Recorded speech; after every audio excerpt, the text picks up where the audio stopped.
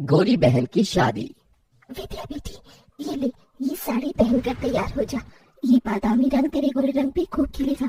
और हाँ, अच्छे से मेकअप करना ताकि लड़के वाले तुझे देखे तो देखते ही रह जाए। ठीक है मेरी प्यारी माँ।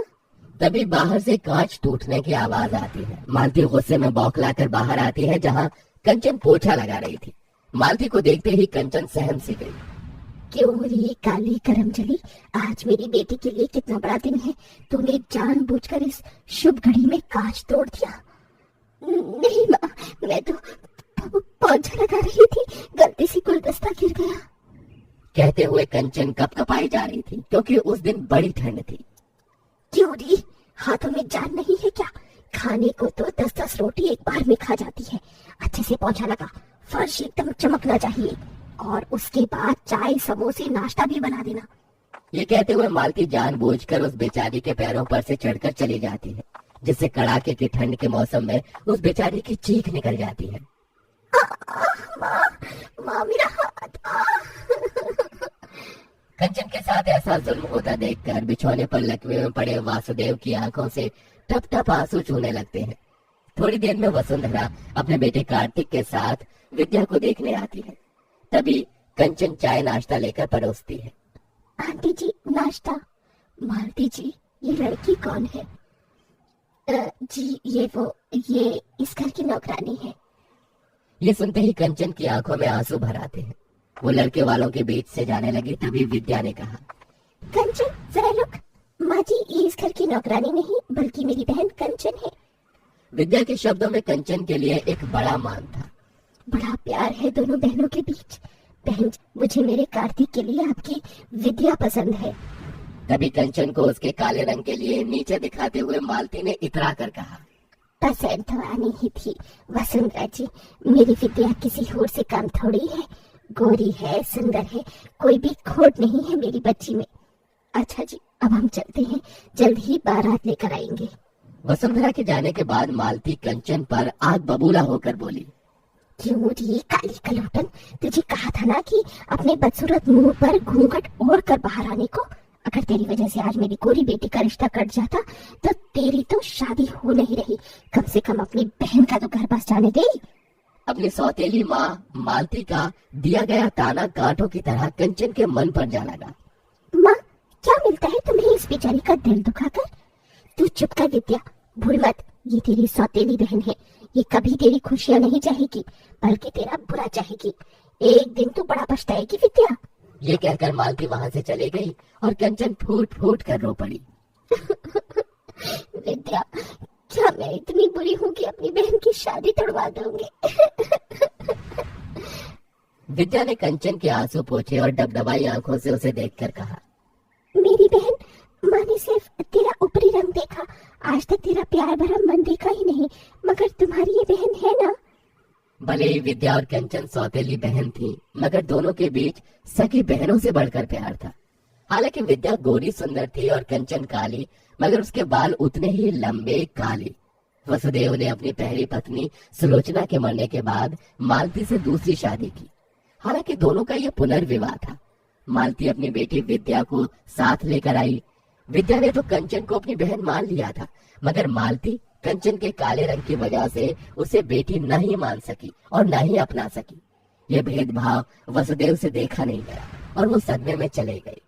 हालांकि मालती ने कंचन को गरीब घर में ब्याहने के लिए बहुत से ऐसे रिश्ते देखे, मगर उसके काले रंग के चलते वो भी रिश्ते वाले उसे ठुकरा गए, क्योंकि कहते हैं ना, नियति का तय हुआ कोई नहीं टाल सका। जिसके बाद विद्या की शादी अमीर घर में तय हो गई और गुजरते दिन के साथ शादी की रस्में अब शुरू हो गई। विद्या बेटी, देख, मैंने तेरी हल्दी और मेहंदी के लिए 2 लहंगे बनवाए हैं। सुंदर है? हाँ माँ, बहुत सुंदर है। पर माँ, कंचन के लिए लहंगा? कंचन का नाम सुनते ही मालती चिढ़ गई। अरे शादी तेरी है, उसकी थोड़ी होने वाली है। दुल्हन तू है और कंचन मेरी बहन। अरे देख, इस पीले वाले लहंगे में कितने अच्छे बेल बूटे हैं, और ये हरा वाला लहंगा मेहंदी के टाइम पर पहनना है। तेरी माँ ने कैमरे वाले को भी बुलाया है, और तू चिंता मत कर, उसे भी दे दूंगी मैं कपड़ा। थैंक यू माँ। मालती ने कंचन को देखते हुए उसे एक बड़ा पुराना सा सूट पहनने को दिया, जो कि कई जगह से फटा भी था। ये भी कर लो, ये ले, पहन लियो तू। बिना किसी शिकायत के कंचन ने उसे स्वीकार कर लिया और विद्या को हल्दी मेहंदी लगने लगी। पड़ोसनों ने गाना बजाना भी शुरू कर दिया। हल्दी लगाओ रे, तेल चढ़ाओ रे, मन्नू का गोरा बदन चमकाओ रे। मेरी बच्ची कितनी सुंदर लग रही है। अरे मालती, अब क्या विद्या को हल्दी नहीं मिला देगी?